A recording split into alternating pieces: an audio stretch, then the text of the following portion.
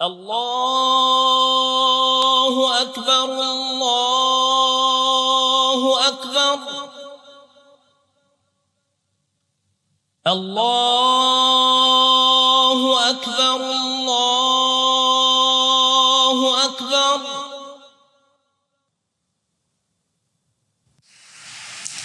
I wish to say finally, as I've said many times before, that this is not a war with Islam.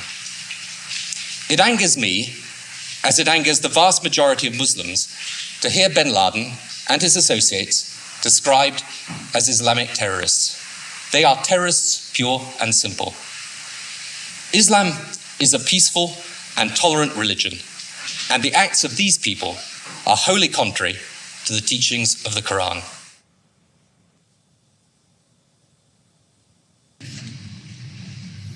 I also want to speak tonight directly to Muslims throughout the world. We respect your faith. It's practiced freely by many millions of Americans and by millions more in countries that America counts as friends. Its teachings are good and peaceful, and those who commit evil in the name of Allah blaspheme the name of Allah. The terrorists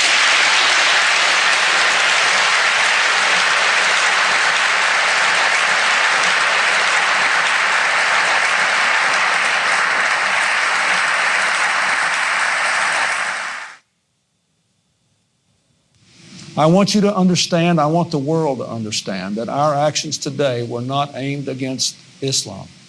The faith of hundreds of millions of good, peace-loving people all around the world, including the United States. No religion condones the murder of innocent men, women, and children. But our actions were aimed at fanatics and killers who wrap murder in the cloak of righteousness, and in so doing, profane the great religion in whose name they claim to act. My name is Ken Biglin from Liverpool, the Bolton district. I'm here in Iraq, and I think this is possibly my last chance to speak to somebody who will listen from you. I need you to be compassionate, as you've always said you were, and help me. I don't want to die.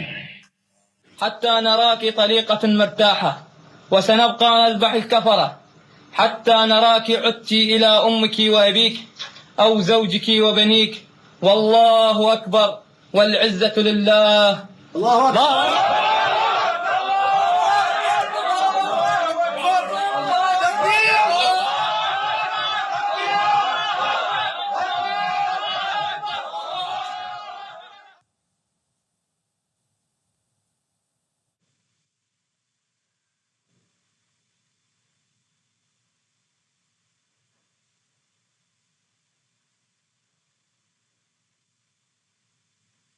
The tendency of Western political leaders to deny the connection between Orthodox Islamic mainstream and terrorist violence is replicated in the universities and the media. Wherever you look, both in Western Europe and in North America, the members of the elite class have this tendency to proclaim Islam, some mysterious, authentic Islam, to be peaceful and to be tolerant, and those Muslims prone to violence are proclaimed to be non-representative fringe. Well, I would really appreciate if people who make such claims could then explain the continuity of violence from the earliest day of Islam, from the earliest days of the Prophet and his immediate successors throughout the 13 centuries of recorded history. The real burning question in the world today is, does Islam and Islamic civilization actually sanction the violence that we're seeing being perpetrated in its name around the world? And to that we have to answer, if we're going to be honest about it, an unqualified yes. The Islamic sources, the Islamic texts, starting with the Quran, but not limited to the Quran, the Islamic texts including the Hadith, Islamic tradition, Islamic theology, Islamic law, the traditions of the interpretation of the Quran throughout history, and Islamic history itself all bear witness to the fact that Islam has a developed doctrine, theology, and law that mandates violence against unbelievers. The origins are, of course, in the Muslim desire to impose all over the world the only religion, the only just religion, which is Islam, and the suppression of all other religions in order to establish the rule of Allah over the whole earth. This is a religious duty which binds the whole community, and which the Muslim community is obliged to impose, because they are obliged to obey the order of Allah, and this is the desire of Allah as expressed in the Quranic revelation. I believe that those terrorists that want to do harm to others are applying the true Islam that was practiced by Muhammad and his followers in the early stage of Islam.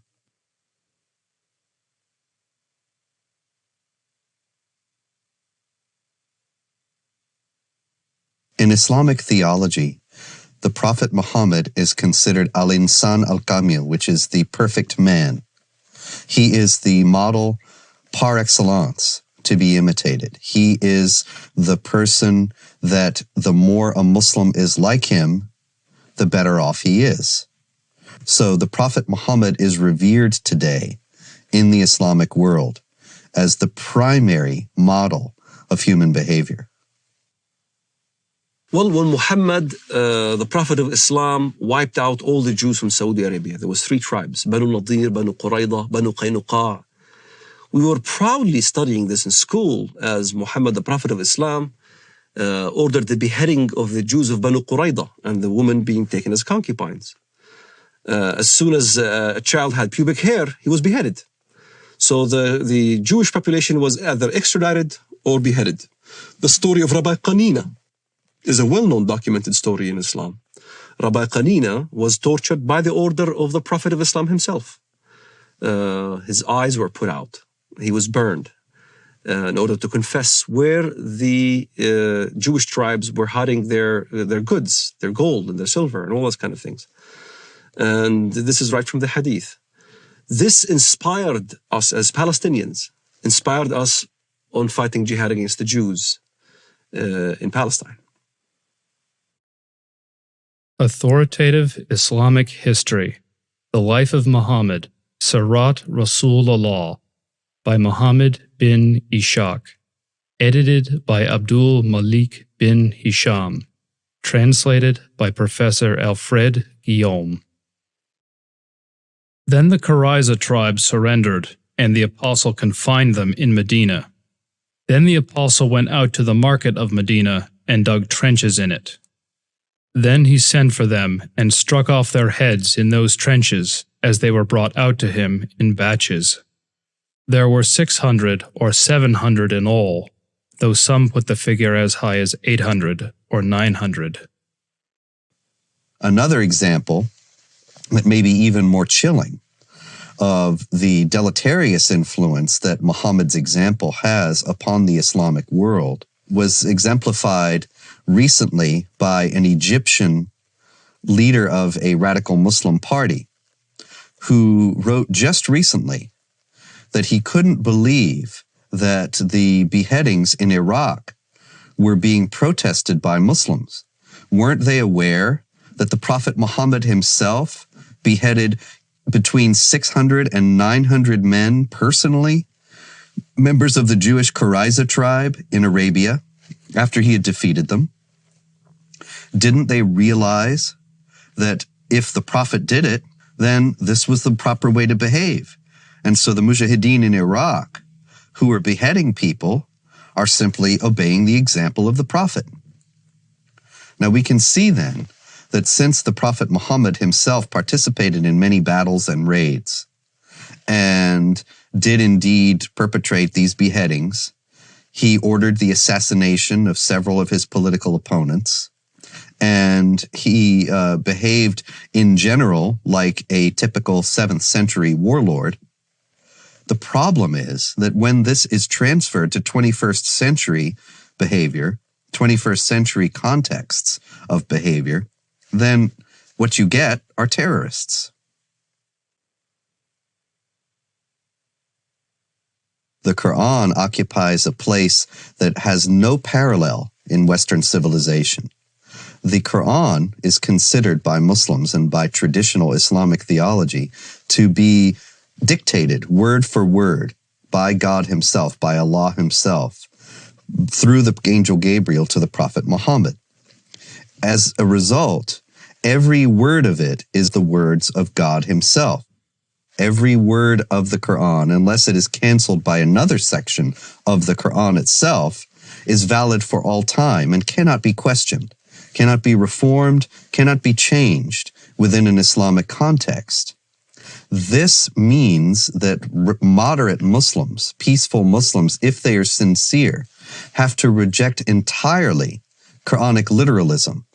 But to do so puts them outside the sphere of anything that has been considered Orthodox Islam throughout history, because to do so is to reject the very basic premise of Islam, that this is a book that is dictated by God and is a perfect copy of a perfect book, the al-Kitab, the mother of the book that has existed forever with Allah in heaven.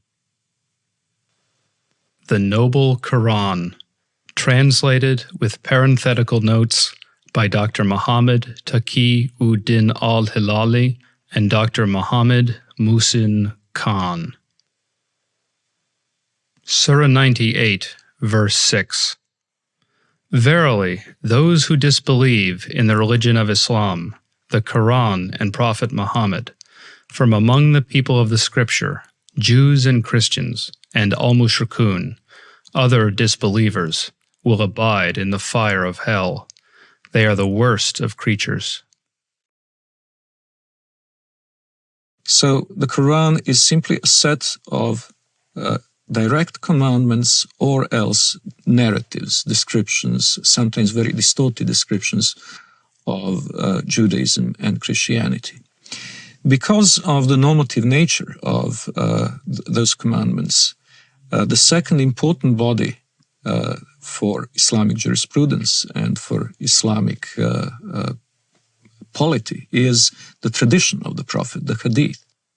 Now, the Hadith are absolutely necessary to make any sense of the Quran, because Allah addresses Muhammad in the Quran and they talk about incidents in Muhammad's life, but they don't fill in the narrative details. So you have to go to the Hadith, the traditions of the Prophet Muhammad, in order to understand what's being said in the Quran and why. The Hadith are many, many volumes of traditions of the Prophet. Various Muslim scholars, beginning in the 8th century, which is some considerable time after the life of the Prophet Muhammad, who died in 632, they started to collect these traditions and to try, through various means, to winnow out the authentic ones from the inauthentic. From an Islamic standpoint, if something that Muhammad said or did is recorded in one of those books, then it has authority second only to the Quran. And in those books, there is a great deal that illuminates what the Quran says and how it is applicable to Muslims in the present. Authoritative traditions of the Prophet Muhammad, the Hadiths of Sahih al-Bukhari, translated with parenthetical notes by Dr. Muhammad Muhsin Khan. Volume 4, Book 52, Hadith number 53. The Prophet said, "Nobody who dies and finds good from Allah in the hereafter would wish to come back to this world even if he were given the whole world and whatever is in it. Except the martyr who, on seeing the superiority of martyrdom, would like to come back to the world and get killed again in Allah's cause. The Prophet said, "A single endeavor of fighting in Allah's cause, in the afternoon or in the forenoon, is better than all the world and whatever is in it." Since there is no sense of natural morality in Islam, you have to go into either the Quran or the Hadith to find out what is allowed and what is not allowed.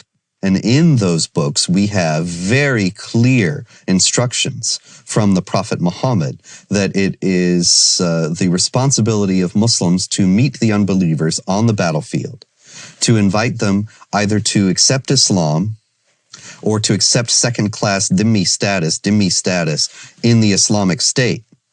And if they refuse both of those, then to wage war against them. Fight against those who believe not in Allah, nor in the last day, nor forbid that which has been forbidden by Allah and His Messenger. And fight against those who acknowledge not the religion of truth, Islam, among the people of the Scripture, Jews and Christians, until they pay the jizya, the poll tax, with willing submission, and feel themselves subdued. The Quran is broken down into two sections. One is called Makkiyah, which means what was inspired to Muhammad, the Prophet of Islam, in Mecca. And one is called Madaniyah, what was inspired to the Prophet of Islam in Medina or Yathrib. In Mecca, you find much of the peaceful verses. Muhammad used to live with the Jewish community and the Christian community in peace and harmony. So there was many verses in the Quran that even the Muslims used to worship in the direction of prayer towards Jerusalem. They saw many elements of a unity between the Jewish and the Christian and the Muslim faith. There are indeed some verses in the Quran that could be called peaceful and tolerant. Notably the injunction against compulsion in religion. Those verses almost invariably date back to the beginnings of Muhammad's prophetic career in his native city of Mecca, where he was powerless, where he was only beginning to attract followers. Only few relatives and friends accepted the religion at that time, and he had many foes. So the revelations of that time were very peaceful. Well, it all changes with the establishment of Muhammad's theocratic statelet in the city of Medina. He becomes a warlord, he becomes the head of a totalitarian state, he becomes very rich, very powerful, and very intolerant. And then many of these early verses, in fact, get abrogated.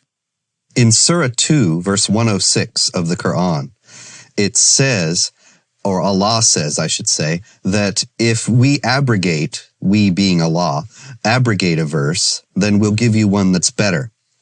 Whatever a verse, revelation, do we abrogate or cause to be forgotten, we bring a better one or similar to it. Know you not that Allah is able to do all things? This is the basis, the foundation of the Quranic doctrine of nasikh, which is abrogation. And it is the idea that when there are verses that are contradictory or appear to be contradictory in the Quran, the one that is revealed later chronologically is better, as Allah has promised, and cancels the earlier one.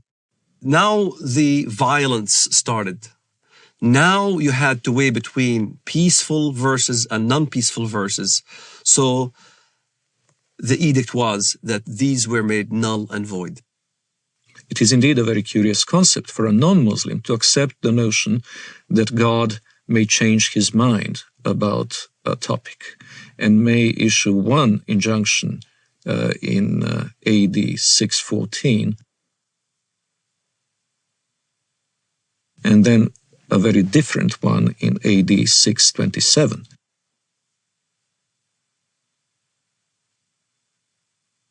But this is indeed what has happened in Islam.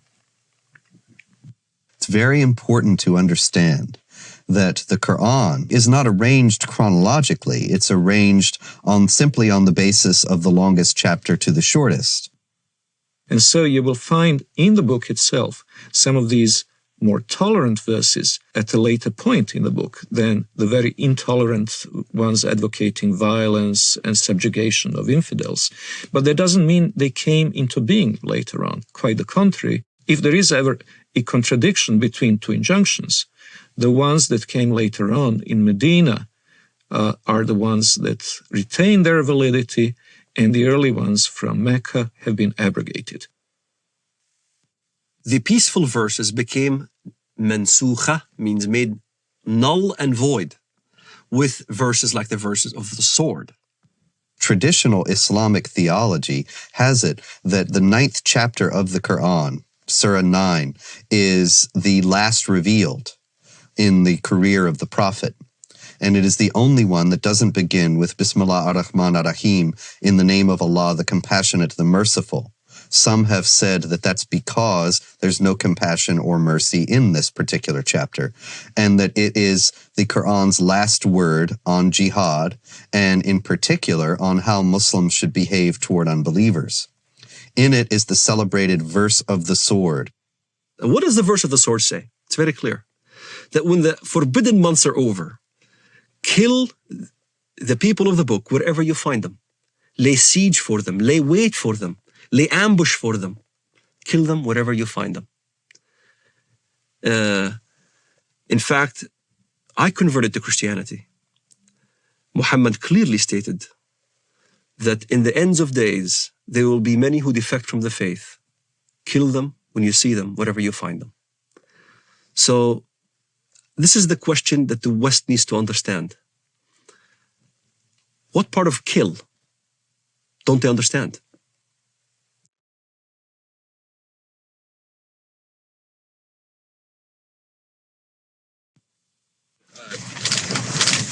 You said that the President reiterated the message of tolerance and the importance that this is not a campaign against Islam or Arab nations generally. Has it been communicated to the administration from those nations, from that part of the world that you've been talking to recently, that is a highly critical thing for the President to do, not just once, but over and over and over again? So why? We are a country that judges people not by their religious beliefs or by their color, but by the fact that we're all Americans. So that was the first part of the message. The second part of the message is that we have a lot of friends around the world who are Muslim. We have countries that are long friends of the United States who are of the Islamic faith. And the President wanted to be very clear that this is not a war of, quote, civilizations, that this is not a war against Islam. This is a war against people who in many ways pervert what Islam stands for. Islam stands for peace and stands for nonviolence, and he wanted to make that very, very clear. Yeah, sure. Islam and Islamic civilization are unique in their stance toward non-believers, and that Islam is the only religion in the world that has a developed doctrine, theology, and law that mandates violence against unbelievers. That there are peaceful Muslims, there are Muslims around the world who are moderate, who live in harmony with their non-Muslim neighbors and have no intention of ever waging war against them in any way. But the fact is that they have a very slim justification for their own peacefulness within the Islamic sources themselves.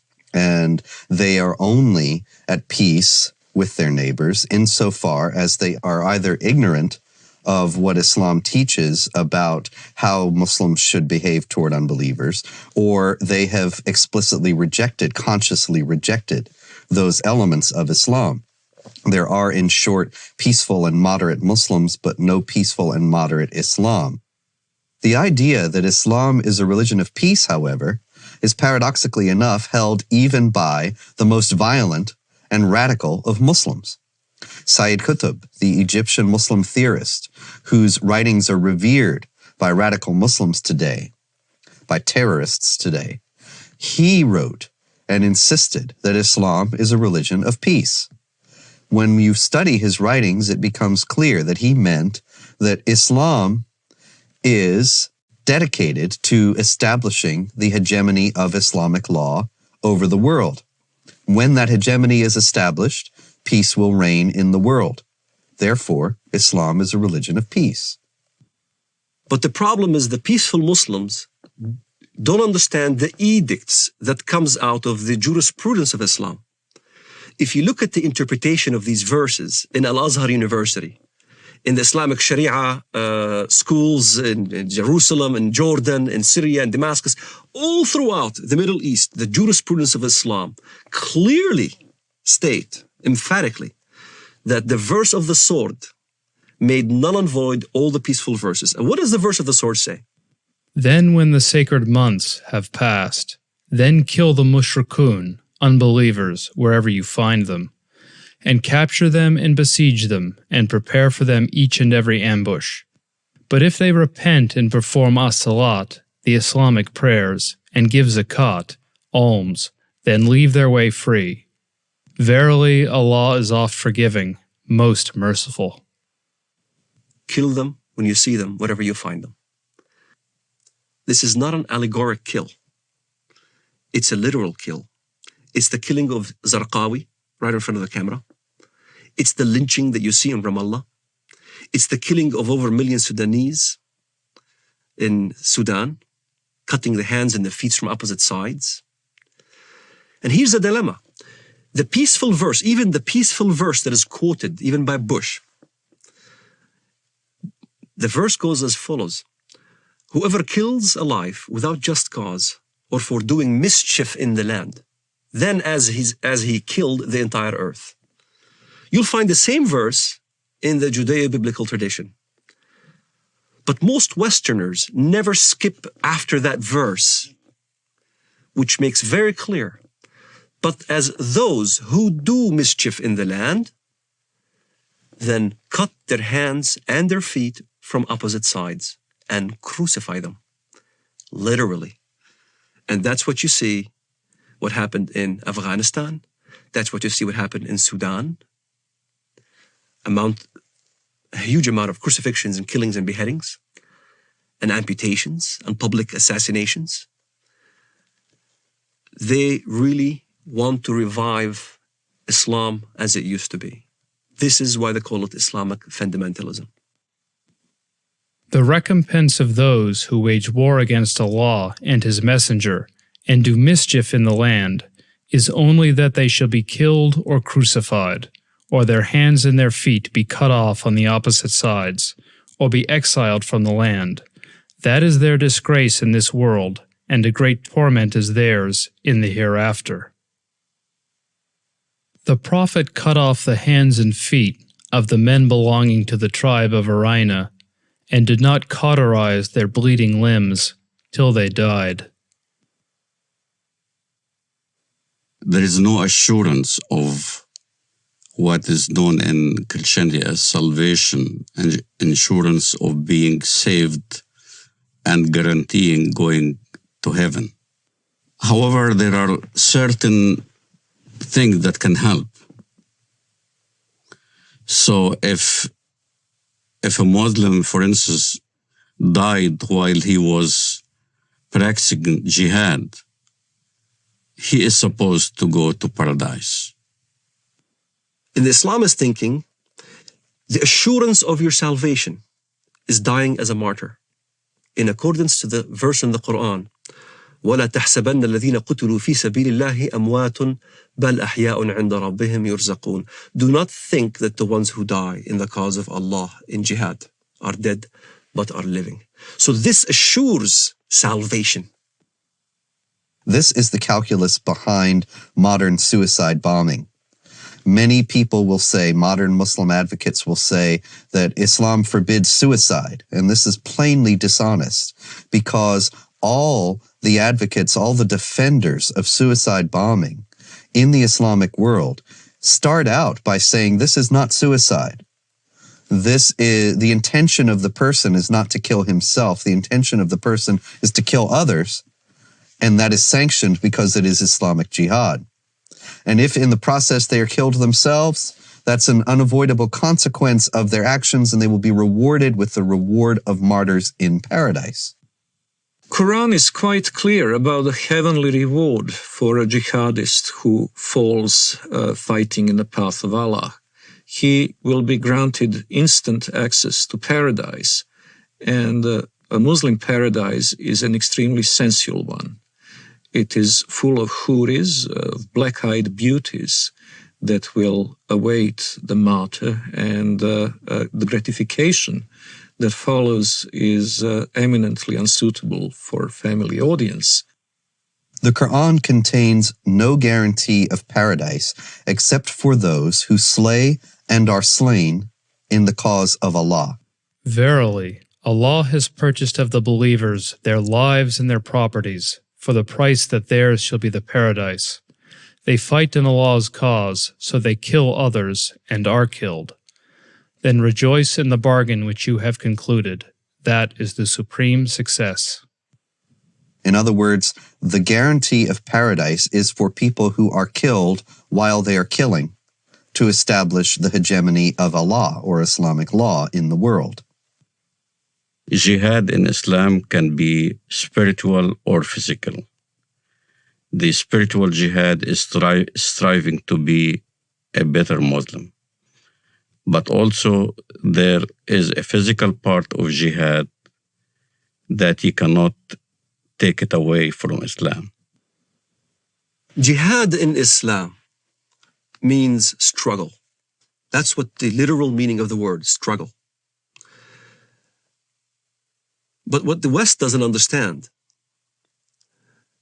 is that the hadith, the compilation of the traditions of the Prophet Muhammad of Islam, there's almost about 100 hadiths regarding jihad. And if you look at every single one of them has the sword, war, or a military effort.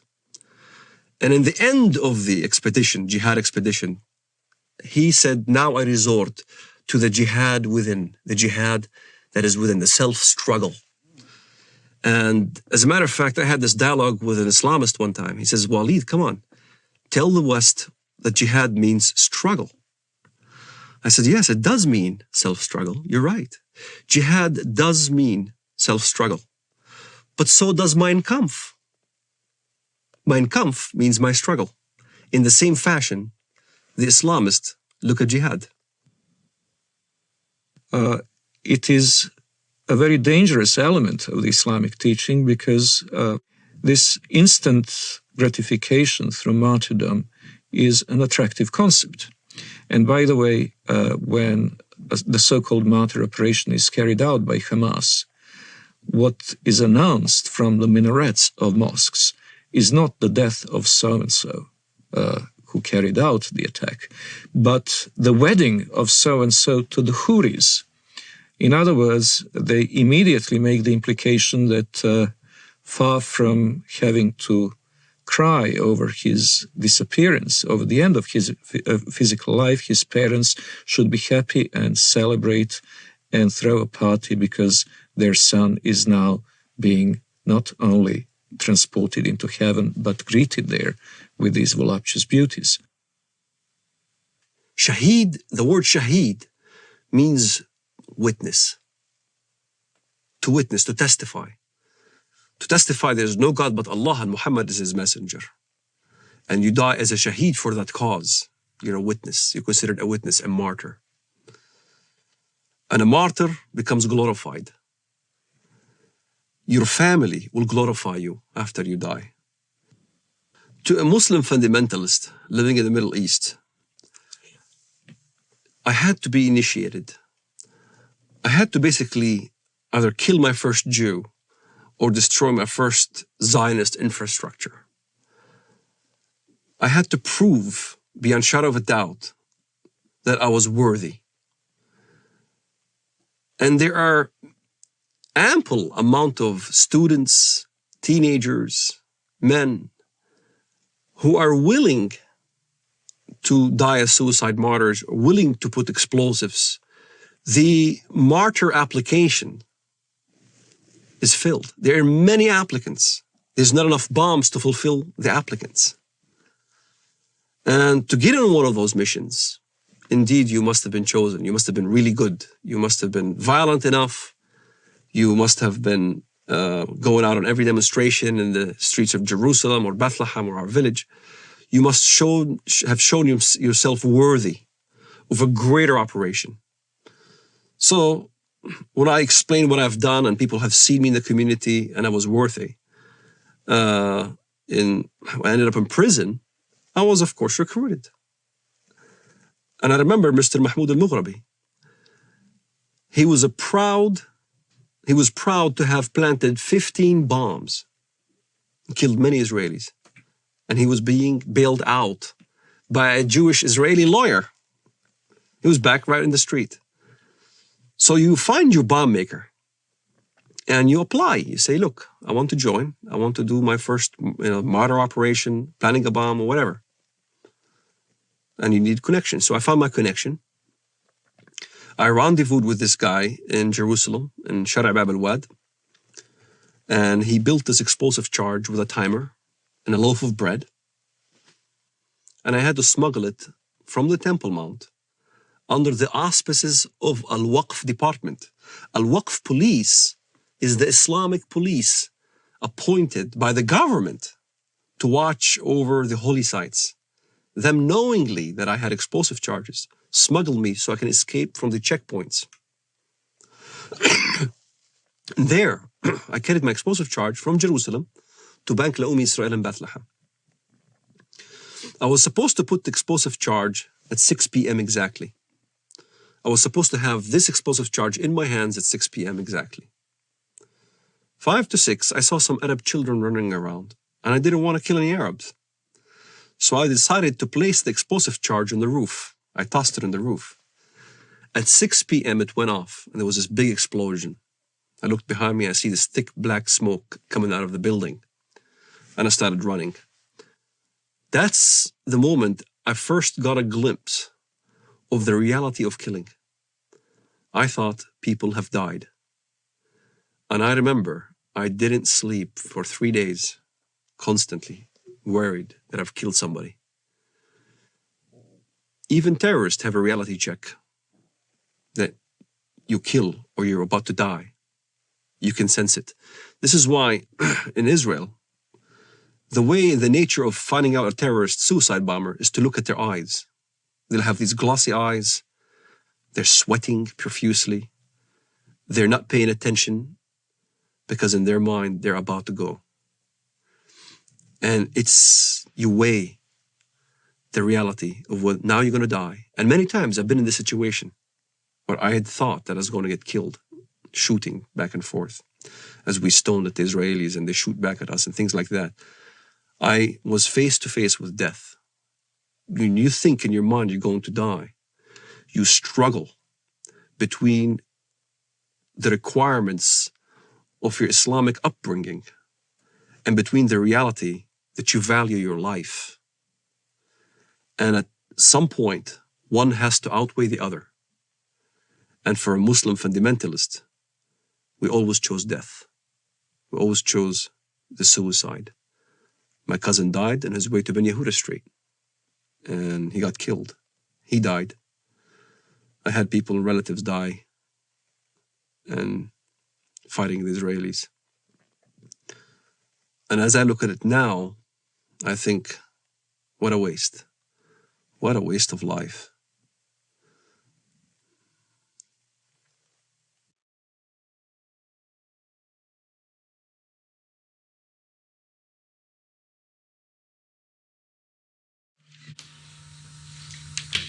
Okay, and then we say goodbye and shake hands. Okay? Are you ready, John? Okay, I'm running. I'm running too. Well, not Afghanistan. So in other words, you want to change. In other words, who gives you the right to change or topple a government in another country? It shouldn't be us that puts together the new government. It should be the people of Afghanistan, inside Afghanistan and those that have had to flee from Afghanistan. And I think that's the right way to do it. Now, can I say I've enjoyed very much doing this interview with you. And I think that whatever differences there are between us, it's important we carry on with this dialogue. Maybe one of the problems that arises out of all this is there's been insufficient dialogue between the Arab world and the West, between Islam and between people of other faiths. And I hope that we can establish a proper dialogue. And maybe that would be some good that could emerge out of the terrible events of the 11th of September. Some personal question, Mr. Blair, at the end. I know you have so many meetings and people are waiting outside. I've read, I think, in the Times that you read about Islam. What do you know about Islam? Well, I do not in any shape or form pretend to be an expert, no. But I do read the What message. do you read? What interests you? I read the message of the Quran insofar as it can be translated, and I read about Islam, and I enjoy doing that. And I think there's, I've learned things about the Quran that I never knew before, and I think a lot of Christians would be interested. That's one of the reasons I say to you, it would be good if out of this we had some more dialogue and some more faith. And the reason I have to leave you now is because I'm going to meet some religious leaders, both Muslim and Christian and Jewish, upstairs, and in order to discuss with them how we can bring the faiths closer together. So, shukran lal jazira. Shukran, Mr. Blair. What did you say in Arabic? Shukran lal jazira. Shukran jazeelan. Thank you very much. Islam understands its earthly mission to be to extend the law of Allah over the world by force. Now, this is distinct from extending the religion by force. Muslims often indignantly deny that Islam was spread by the sword, as the old expression goes, and that anybody is ever forced to convert to Islam.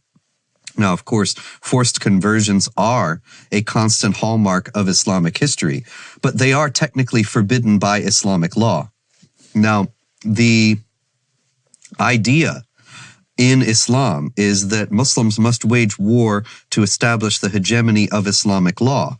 Not everybody will be forced to become Muslim, but the non-Muslims will be relegated to second-class status. They will not be able to live in the society as equals to the Muslims. And it is the responsibility of Muslims around the world to fight to institute that kind of society. While we were in the mosque, the Prophet came out and said, "Let us go to the Jews." We went out till we reached Bait al-Madras. He said to them, "If you embrace Islam, you will be safe. You should know that the earth belongs to Allah and His Apostle, and I want to expel you from this land. So if anyone amongst you owns some property, he is permitted to sell it. Otherwise, you should know that the earth belongs to Allah and His Apostle." The Muslims see the extension of jihad as a war liberating the infidels from their infidelity and a privilege for them to enter in the religion of Islam and to abandon their wrong belief. So jihad is seen as a favor which is given to the infidel population in order to change their ways and convert to the true religion, Islam. It is not for a prophet that he should have prisoners of war and free them with ransom until he had made a great slaughter among his enemies in the land.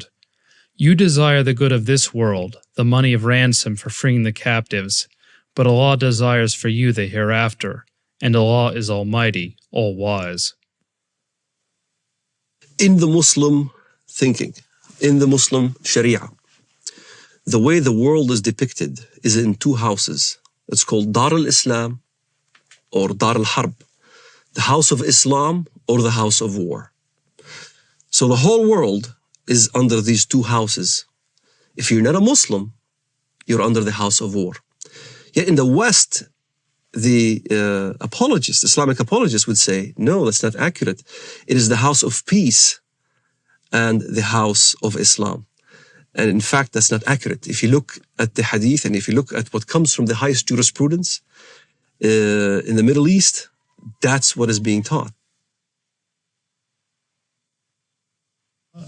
أنا لدي طفل من الآن أعده للشهادة إما شهادتي أنا أو هو فأقول له أن الله عز وجل قد جعل هنالك جنة واسعة فيها ما لا عين رأت ولا أذن سمعت ولا خطر على قلب بشر. وهو بيسألني يعني إذا أنا عملت عملية وفجرت نفسي هل إلي يعني ربنا عز وجل بيعطيني اللي بدي إياه، بيعطيني سيارات، بيعطيني بارودي أطخ فيها، بيعطيني ألعاب. قلت له كل ما تطلب. وهل هذا حصل؟ شيء تطلب، وهذا فعلا حصل. وهل حصل بينك وبين ابنك يعني؟ هذا فعلا حصل. نعرف حقيقة لو نمسك الميكروفون مع بعض ودنا نعرف ما هي الإجابة الصحيحة لهذا الطفل عندما يسأل أين أبي أو أين أمي وقد قام كلاهما أو أحدهما في عملية استشهادية. والله الإجابة باختصار لما استشهد سعيد ما حكينا إن هذا شهيد. نعم. ولا تحسبن الذين قتلوا في سبيل الله أمواتا بل أحياء عند ربهم يرزقون. نعم. وسكتنا الأولاد. ولما أجت التلفزيون أظن أبو ظبي نعم. أو غيره قلنا لهم إحنا مستعدين نقدم أولادنا الأربعة. نعم. فطلع هذا الصغير قال وأنا ليش لا؟ وأنا أتمنى أن أكون شهيدا في سبيل الله وأن أقتل عددا من اليهود والكفار الذين أشركوا بالله ورسوله واتبعوا دينا غير لم يشرعه الله ولم يذكر في القرآن الكريم. نعم. وأنا عمري 12 سنة. ما شاء الله. وأحفظ القرآن الكريم. ما شاء الله. الله يحفظك ويجعلك مجاهد إن شاء الله في سبيل الله. Now, the infidel population are seeing this war as a genocidal war, since as it is described in the Muslim historians of Jihad, as well as extremely numerous Christian sources, this war was conducted as in great ferocity. Whole cities were given up to massacres. Entire populations were deported in slavery or massacred. The companion of the Prophet and the second Caliph, Umar, sent the Muslims to the great countries to fight the pagans. When we reached the land of the enemy, the representative of Khosrau, Persia, came out with 40,000 warriors. And an interpreter got up saying, "Let one of you talk to me." Al-Mughira replied, "Our Prophet, the messenger of our Lord, has ordered us to fight you till you worship Allah alone or give jizya, tribute. And our Prophet has informed us that our Lord says, 'Whoever amongst us is killed, martyred, shall go to paradise to lead such a luxurious life as he has never seen. And whoever amongst us remains alive shall become your master.'" There have been, in fact, two big waves of jihad. The Arab waves, which started in the 7th century, and in the course of 1 century only, has Islamized a huge territory, mainly Christian territory, from Portugal till Armenia.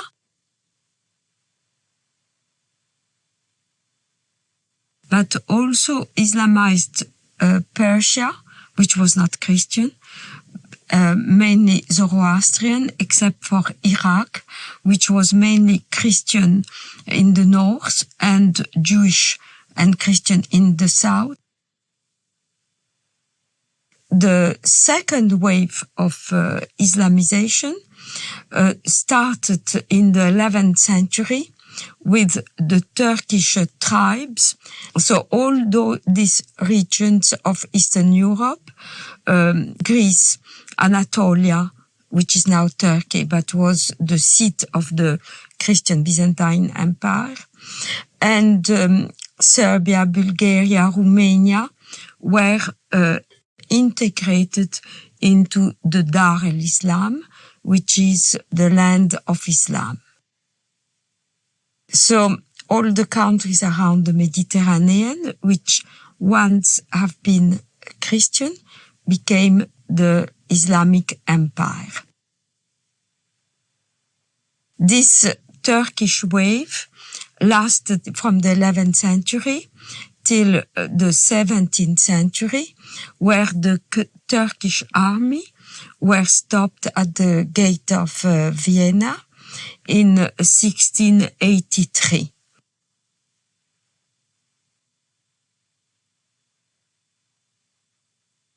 The Crusades are not understood in Muslim world today very differently to the way they are understood in the Western academia and in the discourse of the Western elite class. Both talk of the Crusades as an aggressive war of conquest by Christian Europe against peaceful, innocent Muslims. One may ask, however, what were those Muslims doing in the Holy Land in the first place? Well, what happened is that Muhammad and his successors waged a series of wars of conquest, and in one such onslaught, in the fourth decade of the 7th century, the Holy Land, Palestine, Israel, was conquered by Muslims. And so when Seljuk Turks started interfering with the ability of Christian pilgrims to go to the Holy Land, to go to Jerusalem, and when their physical safety was no longer guaranteed, the Western Christians acted not only as reconquerors of a land that had been once theirs, they also acted as, quite rightly one might say, protectors of their holy places. Now, a defensive war in the case of the Muslims is even a war of conquest because they're obligated to spread Islam. But a land which had once been Muslim, in particular, must be reconquered, and the Jihad is the rightful name of that war of reconquest. So they could never accept the Crusader states in Antiochia and Jerusalem because they were Dar ul-Harb reinstated into Dar ul-Islam. And this is a contemporary aspect of the Israeli-Palestinian conflict, of which many Westerners are not fully aware. Exactly the same psychology that prompted Saladin and others to fight the Crusaders is now motivating Hamas. In both cases, it is not only a matter of the nationalistic desire of Arabs to expel European or Jewish settlers, it is also the Quranic obligation of all good Muslims to make sure that the land once ruled by Muslims will be reverted to their rule. From the British historian Hilaire Belloc's The Great Heresies, 1938. It has always seemed to me possible, and even probable, that there would be a resurrection of Islam, and that our sons or our grandsons would see the renewal of that tremendous struggle between the Christian culture and what has been for more than 1,000 years its greatest opponent. The suggestion that Islam may re-arise sounds fantastic, but this is only because men are always powerfully affected by the immediate past. One might say that they are blinded by it. But not so very long ago, less than 100 years before the Declaration of Independence, Vienna was almost taken and only saved by the Christian army under the command of the King of Poland, on a date that ought to be among the most famous in history. September 11th, 1683.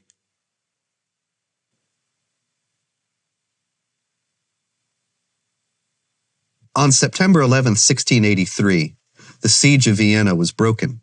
That was the high point of Islamic Jihad expansion into Europe. After that, Islam went into decline, and the Islamic world was colonized and in a drastically weakened state. It seems very likely, almost certain as far as I'm concerned, that Osama bin Laden chose September 11th in 2001 to signal that the decline of the Islamic world was over and that the jihadists were back and were going to pick up where they left off in Vienna in 1683.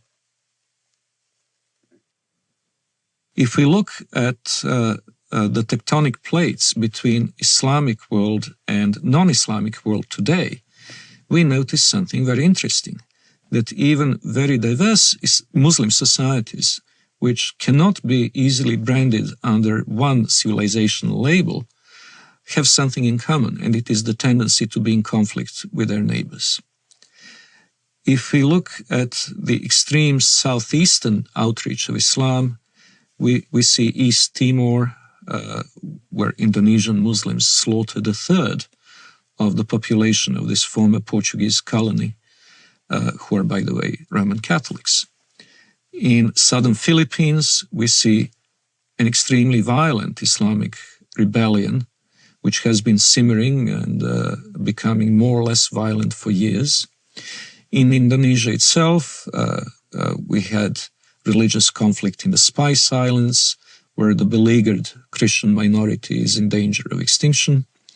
We have very active Islamic movements, both in Thailand and in China, in Xinjiang. In the Indian subcontinent, the history is tragic indeed. That's where the Holocaust, the Hindu Holocaust, took place in medieval times, a little-known episode in the history of Islam in the Western world, but the one that left a deep traumatic mark on the people of the region, and where the conflict is still latently present in the province of Kashmir. In Africa, there is the constant war in Sudan, which finally has gained some prominence in the Western decision-making circles, but which has been going on for 20 years. And it's impossible to estimate the number of lives it has claimed, but it certainly goes into many hundreds of thousands.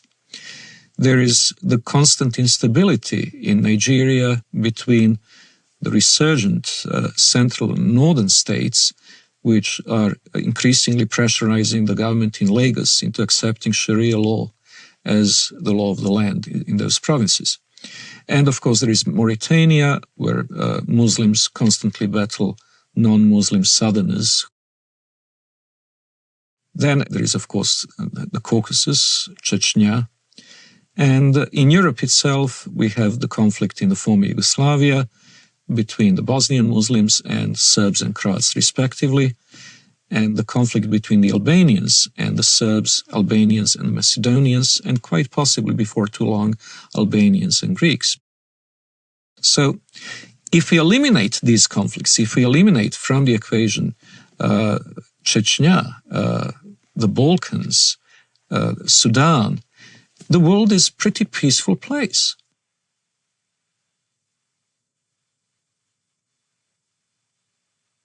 If we eliminate from the terrorist equation, terrorist acts carried out by the Muslims over the past 5 years, we would come to realize that the war on terror is unnecessary because terror is not a very big problem.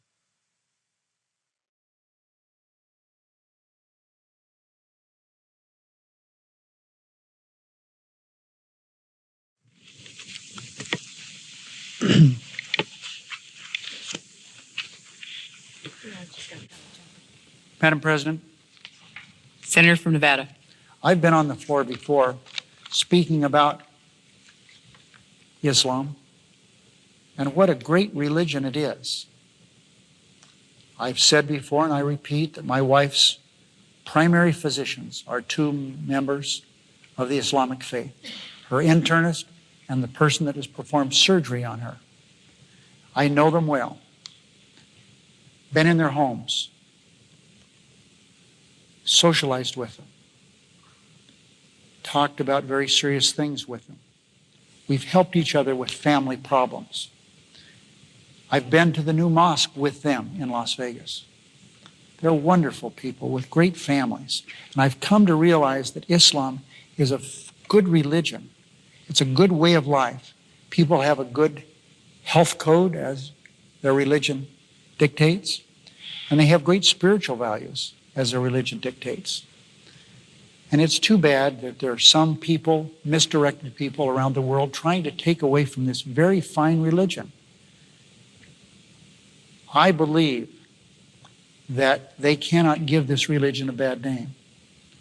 I think that the power of this religion and the power of the people in this religion will overcome these evil people who are using this fine religion to do bad things to innocent people.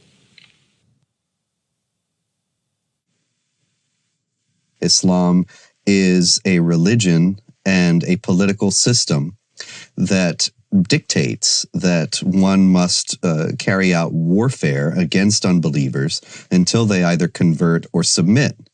And this is the justification that the terrorists around the world are using for what they're doing. And that justification is based on core elements of Islamic tradition. That being the case, it's very difficult for moderate Muslims, peaceful Muslims, to stand up within the Islamic community and to say, this is not part of Islam. They only do so out of conscious deception, intending to mislead Westerners in accord with the Islamic doctrine of taqiyya or religious deception, or they do so on the basis of simply being unaware of what Islam actually teaches.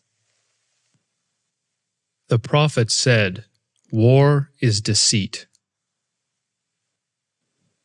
Lying, generally speaking, is not allowed in Islam. But unlike other religions, there are certain situations where a Muslim can lie, and that would be acceptable, even encouraged. This concept called al-taqiyya. Al-taqiyya means prevention. So a Muslim is allowed to lie to prevent harm that may come to him or to Islam. When one is under pressure, one may lie in order to protect the religion. This is taught in the Quran, chapter 3, verse 28, chapter 16, verse 106. There are certain provisions for lying. So a Muslim can lie for the cause of Islam, can lie to keep peace in his family, so he can lie to his wife. A Muslim can lie to his fellow Muslim to keep peace in the society. Muhammad himself ordered people to lie. When people that he ordered to go and kill somebody, they told him, we cannot kill him unless we lie to that person. He said, okay, fine, lie. The apostle said, "Who will rid me of Ibn al-Ashraf?"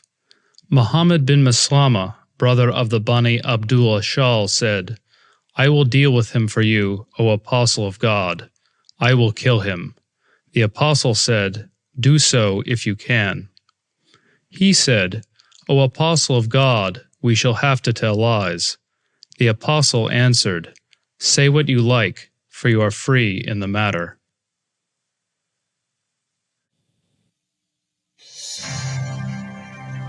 America is a land of diversity and service. I'm an African American. My forefathers overcame the trials of slavery. I am Native American. I am a journalist, wife, and mother. I'm of European heritage. One of my ancestors was a member of the Continental Congress. I'm Hispanic American.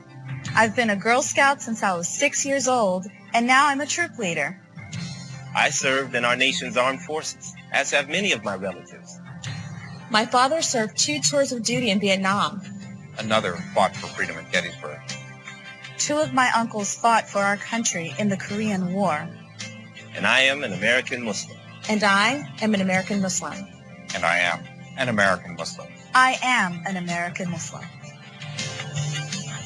Muslims are part of the fabric of this great country and are working to build a better America. The spokesmen for Islam in the Western world know how to play the game.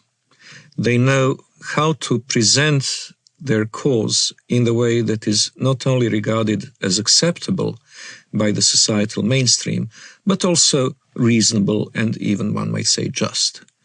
They will appeal to democratic institutions and their human rights, in the full knowledge that given the power to do so, they would abolish those institutions and deny those rights to others.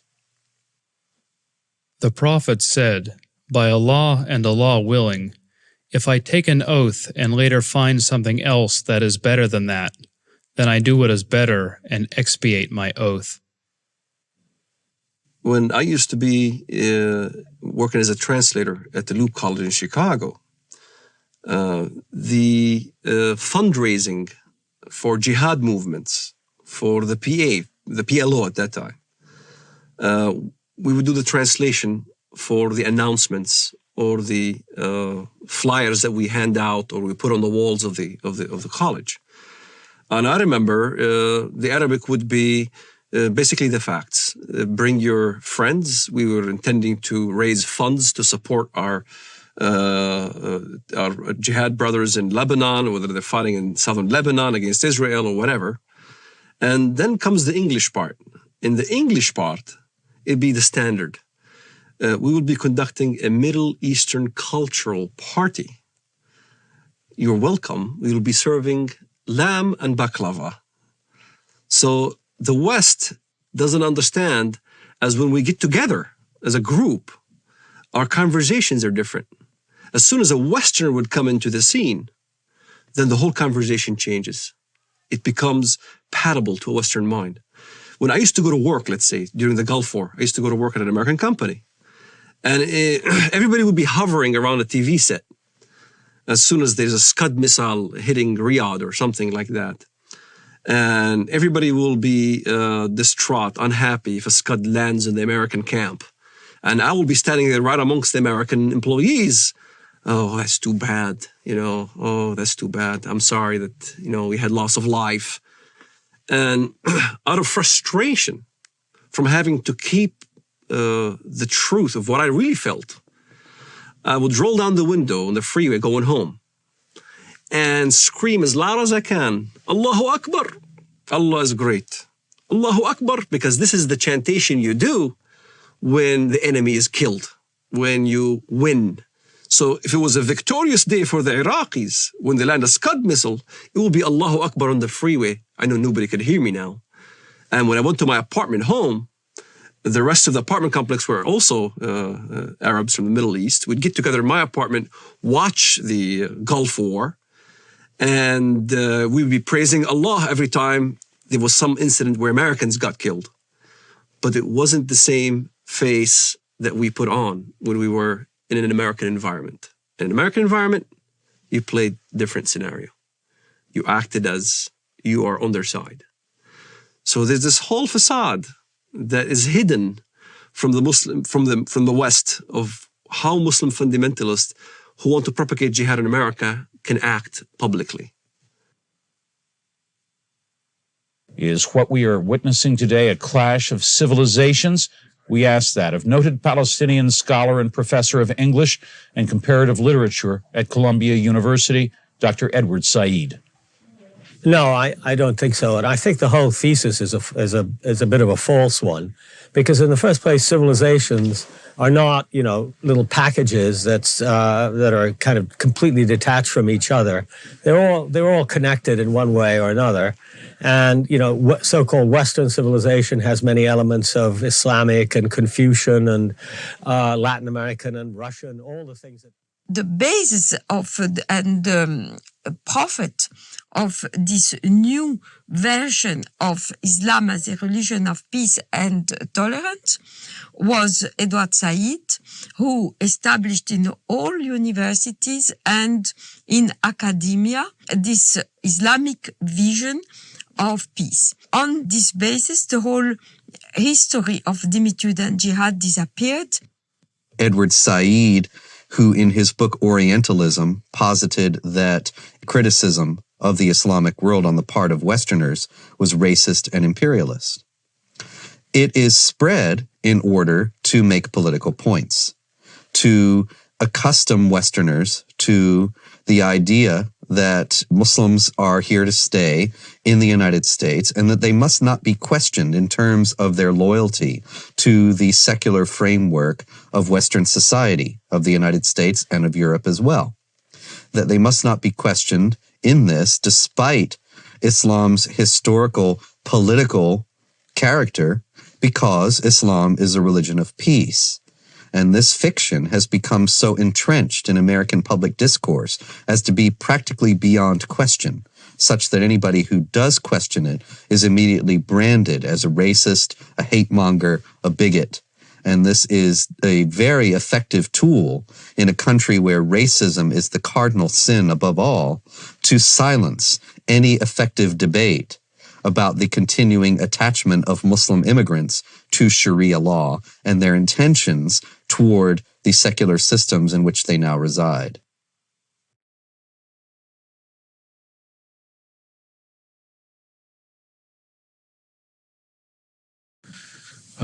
Is that this is not a clash against Islam or Arabs. This is about freedom, not culture. It's about working with Islamic governments who want to move forward into the modern world, working with Islamic governments who see their face as the face of peace, and working against the violence and the terror and the people that would seek to hold back the world and would seek to disrupt peace and freedom for others. And so that is what it's about for us. The true faith of Islam, we believe, is a religion of peace, and we intend to work with them in that regard. The true faith of Islam, we believe, is a religion of peace. Islam has to be known as more than a religion. The idea that Islam is a spiritual religion like, for instance, Christianity, is completely incorrect. It would be incorrect to describe Islam as primarily, let alone solely, a religion. Since its early beginning in Muhammad's lifetime, it has also been a geopolitical project and a system of government, a political ideology, if you will. Islam, from its beginnings, was both a religion and a system of government. For example, the Islamic calendar doesn't base year one from the time that Muhammad was born or the time that Muhammad received his first revelation from God, which I think are both what Westerners might expect, but from the time that Muhammad became the leader of an army and the head of state in Medina. This is the beginning of the Islamic calendar because in the Islamic understanding, Islam is a political and social system as well as an individual faith. In Islam, the separation between temporal, secular, and religious power is not only impossible, it is heretical. Only in the complete blending of all aspects of human activity and all aspects of political and legal functions of the state can we have the caliphate, the properly organized state that is pleasing to Allah. When Westerners think of religion, whether it's Islam, Christianity, Judaism, Hinduism, and all the isms in the world, Westerners think that it's a personal issue. A Buddhist will go to the temple and peacefully worship whatever he does, meditates, contemplates. A Jew goes to a synagogue and does his mitzvot, his good deeds. A Muslim goes to the mosque, pays zakat, alms, or go to the pilgrim, al-Hajj in Mecca, or a Christian goes to church on Sunday. They think it's a personal issue, that religion is a personal issue. So when they look at Islam, they compare Islam with the way they understand religions. And that's the first mistake.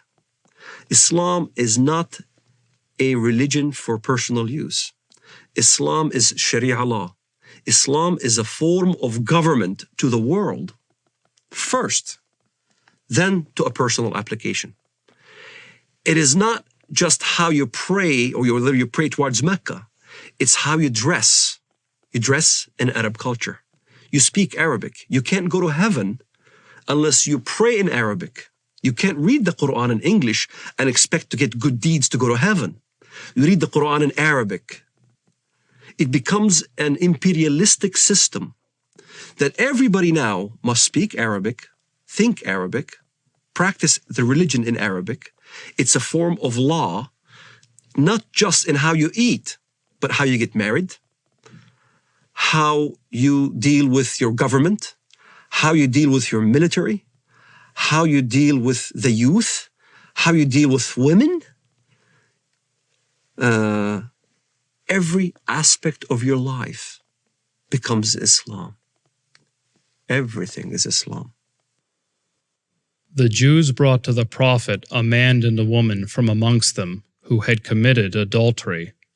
The Prophet ordered both of them to be stoned to death near the place of offering the funeral prayers beside the mosque. The Prophet wrote the marriage contract with Aisha while she was 6 years old, and consummated his marriage with her while she was 9 years old, and she remained with him for 9 years, till his death. In no way is Islamic Sharia, Islamic government, compatible with Western understandings of human rights and freedom of conscience.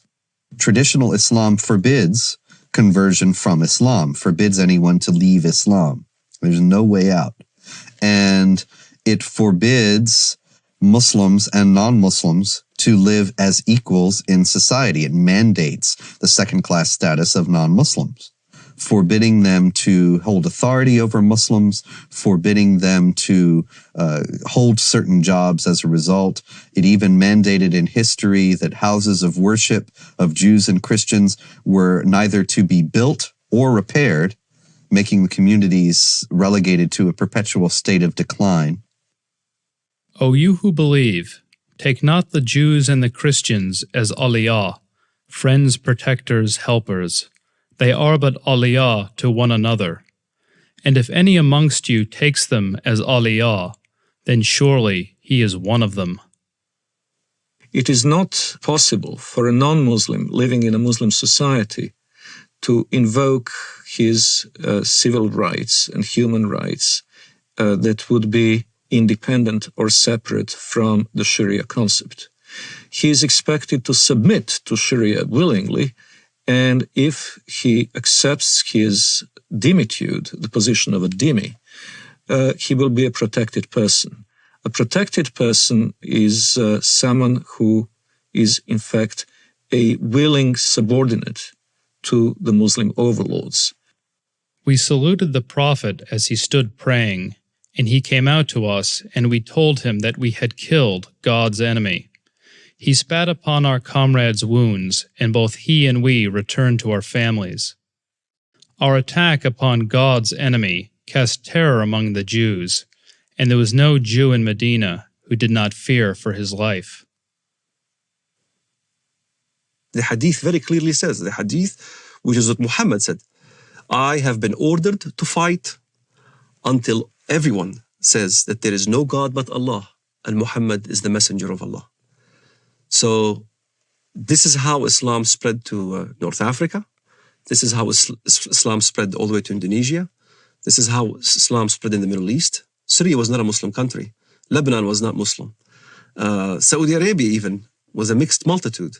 All throughout the Middle East, that's how Islam spread, was by the sword. This is why you don't see any synagogues in Saudi Arabia. You don't see any churches in Saudi Arabia.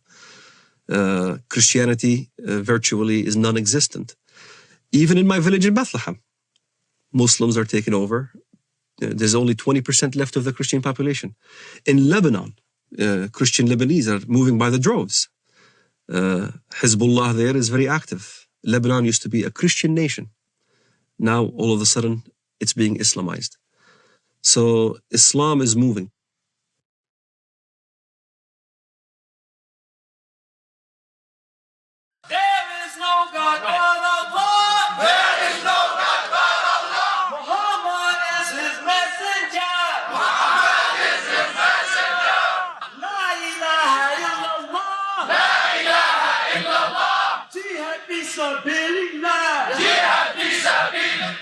Follow the Holy Quran. Follow the Holy Quran. Follow the Holy Quran. Follow the Holy Quran. There is no God but Allah. There is no God but Allah. Muhammad is is his messenger. Muhammad is his messenger. Unite Muslims everywhere. Unite Muslims everywhere. Unite Muslims everywhere. Islam is the latest. All right, here we go. Allah Akbar.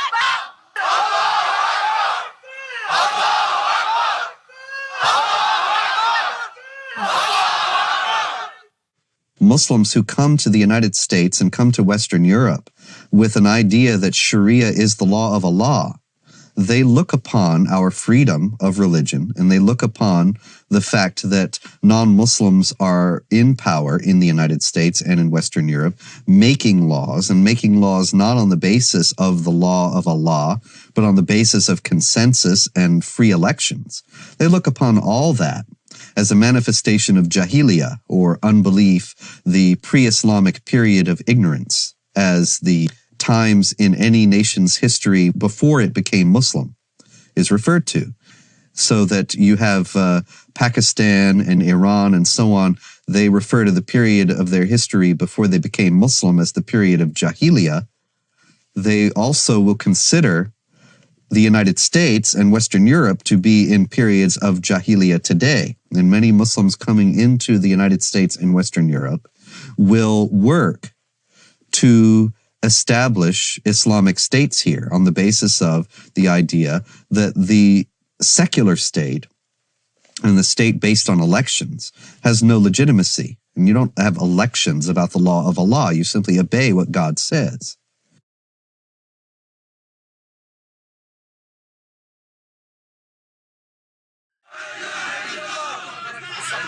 La ilaha illallah. La ilaha illallah. La ilaha illallah. La ilaha illallah. La ilaha illallah. Muhammadur Rasulullah.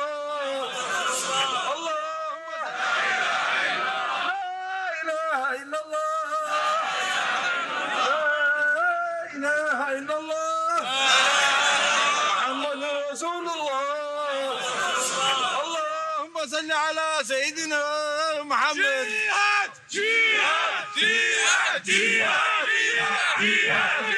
جهاد جهاد جهاد جهاد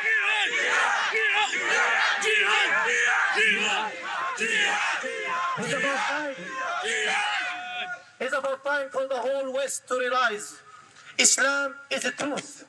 As a matter of time, Islam got to be implemented. And the giant of Islam and the giant of the Islamic State is going to rise up again. And it's going to be a fact. And it's going to be a true fact in reality. Look, the Muslims in Egypt, they go for Islamic State. Look in Bilad al-Haramain, Jihad for the sake to establish the Quran. Look in Iraq. Look in Afghanistan, in Uzbekistan, in Pakistan, even in Europe, people calling La ilaha illallah, Muhammad Rasulullah. It's a matter of time. It's a matter of time the Sharia will be implemented and the Muslim Ummah will be united.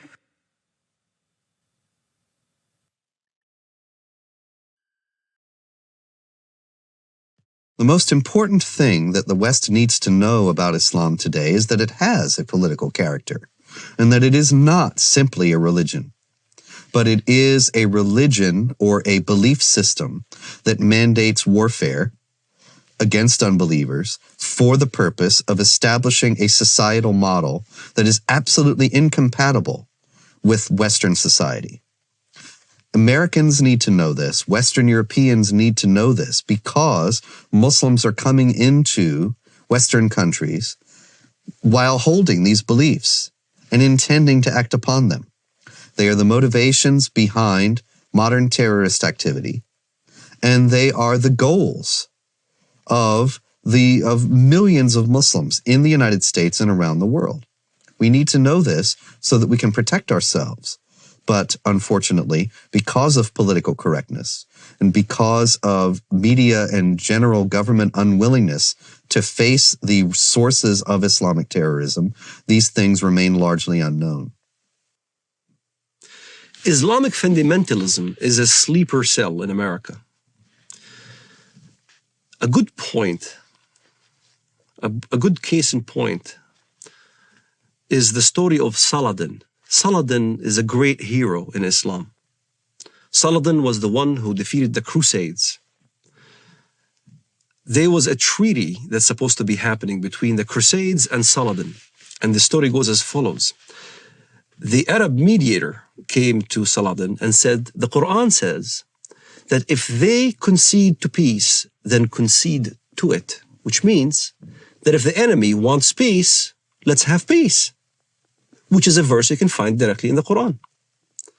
And Saladin responded with a great answer when he stated to the guy, you are an Arab and I'm a Kurd. You should know the Quran better than I. Don't forget, the Quran also says, why should we concede for peace when we have the upper hand? So you find both verses in the Quran. Peace, you concede to peace when you are the weaker party. This is why you hear the term hudna. Hudna is a peace treaty, ceasefire. In Iraq, Sadr asked for hudna because he knew he can't defeat Americans. You have hudnas all over when the enemy is stronger than you are. But as soon as you gain strength, then you don't concede for peace. This is why the face of Islamic fundamentalism in the West has a facade that Islam is a peaceful religion, because they are waiting to have more Islamic immigrants, they're waiting to increase in number, waiting to increase in political power. And once they do, then look out. You'll see the real face of Islamic fundamentalism here in America. سيارة مفخخة بقافلة أمريكية، ويظهر الشريط أحد الأشخاص وهو يقوم بتفخيخ حافلة صغيرة بعدد من القذائف الصاروخية. قمنا بتفخيخ هذه السيارة لاعتراض رتل الأمريكي، ونقسم بالله العظيم إن غايتنا هم جنود الكفر والاحتلال، ولا نريد من وراء ذلك أن نؤذي مدنيا، لأن دم المسلم أغلى ما يكون عندنا.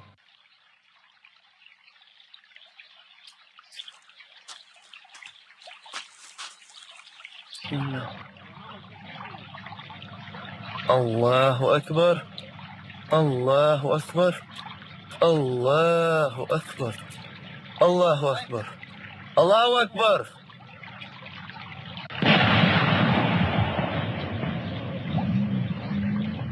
الله أكبر، الله أكبر. It's unfortunate, but there is no negotiating with the jihadists. There is no striking a deal with them. Islamic law is very clear on that. And here, once again, is an example. We need to take Islam seriously. Islamic law does not allow for treaties. It does not allow for negotiated settlements between Muslim states and non-Muslim states. All it allows for is a temporary period of up to 10 years of hudna, or what is commonly translated as truce, to allow the Islamic forces to gather their strength. But that's not the same as peace as we know it. That's not the same as the absence of a state of war. That's only a temporary lull in a war that the jihadists consider has gone on for 14 centuries and are willing to fight for 14 more. So when you meet, in fight, jihad in Allah's cause, those who disbelieve, smite at their necks, till when you have killed and wounded many of them, then bind a bond firmly on them, take them as captives. Thus you are ordered by Allah to continue in carrying out jihad against the disbelievers till they embrace Islam, are saved from the punishment in the hellfire, or at least come under your protection. But if it had been Allah's will, He Himself could certainly have punished them without you. But He lets you fight in order to test you, some with others. But those who are killed in the way of Allah, He will never let their deeds be lost.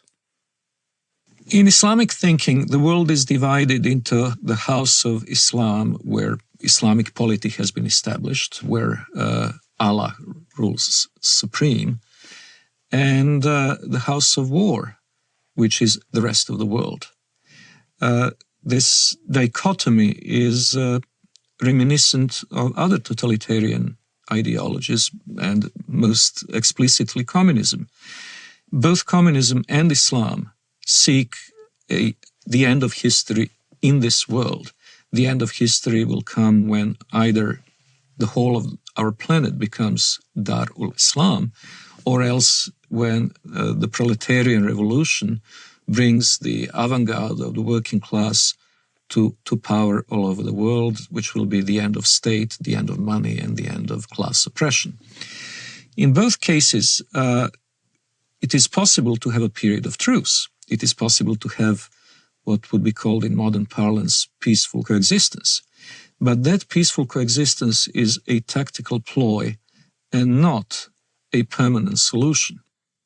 Allah's apostle said, I have been ordered to fight with the people till they say, none has the right to be worshipped but Allah. If we consider that if only we changed our policies toward Israel, and if only we changed our policies toward Iraq, or changed our policies toward something else, if only we hadn't taken out the Mossadegh regime in Iran in 1953, and other things people have said to me, these ideas are ridiculous. They're based on a fundamental misunderstanding of the motives and goals of the jihadists.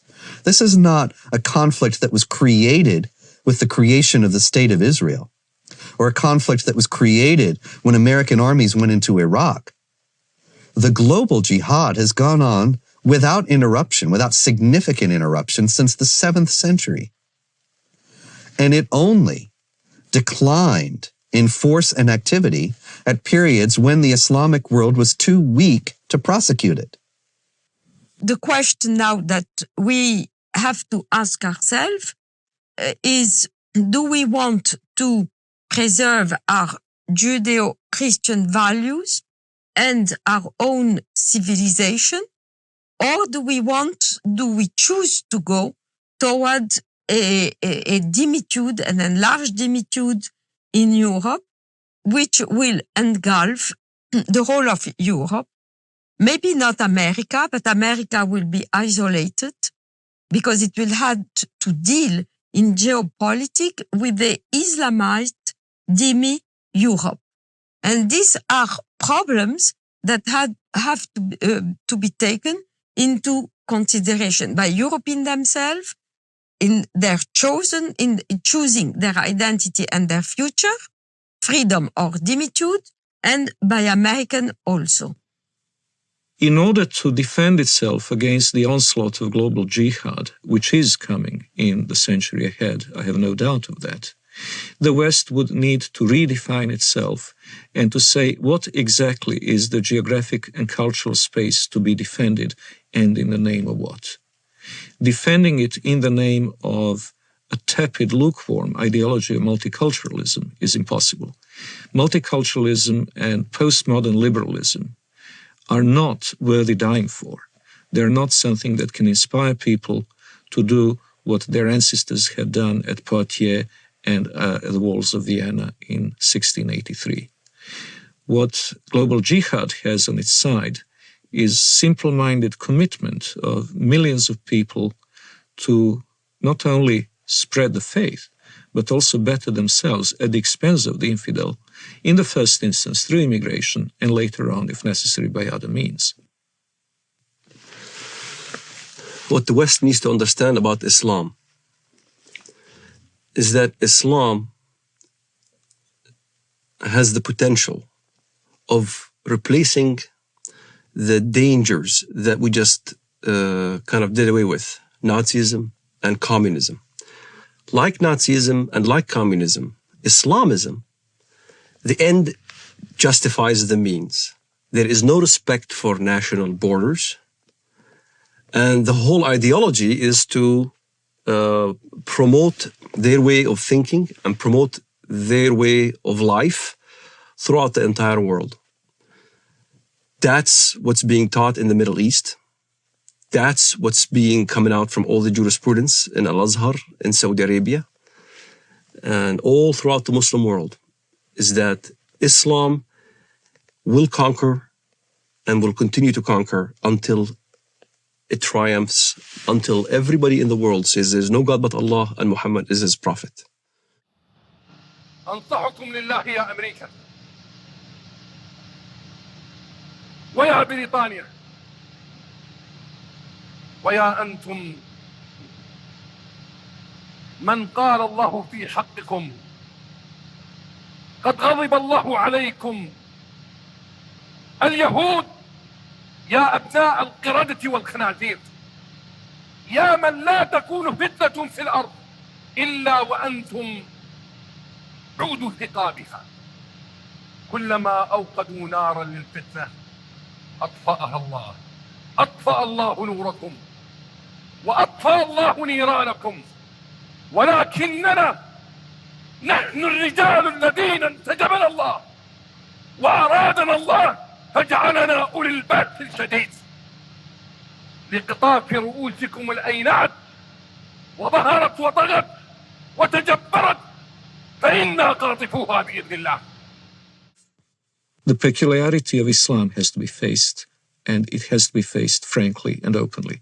Unlike others, and I am again saying this in the full knowledge that it will offend some Western ears, unlike the Hindus, unlike the Confucians, unlike the animists of sub-Saharan Africa, the Muslims have inherent tendency to expand and to convert the rest of the world not only to their religion, but to their outlook and to their legal and moral system. They will not state this openly while they're in a minority in the countries to which they immigrate, but we have seen this time and over again throughout history. Once they reach the numbers necessary to impose their will, they will do so. وسيعلم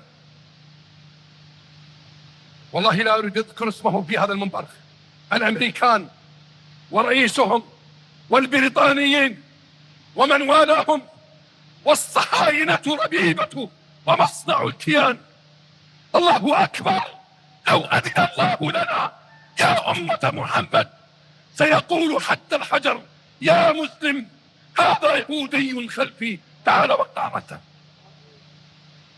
ونحن نقطعها والله لنقطعها أيها اليهود. الله أكبر الله أكبر الجهاد في سبيل الله الجهاد في سبيل الله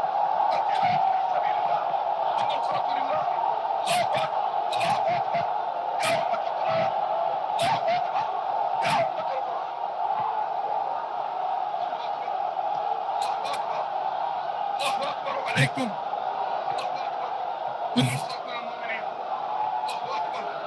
النصرة للمؤمنين الله أكبر والنصر للعراقيين الله أكبر النصر لنا بإذن الله الله أكبر والنصر لنا. Miracles do happen. I do not know if it is another, maybe even deadlier terrorist attack that will act as a catalyst, or whether it will be a geopolitical confrontation in the Middle East itself, with Israel perhaps at serious peril. But I do hope and trust that a jolt will bring back into the minds and hearts of Westerners the awareness of the need to stand up and be counted.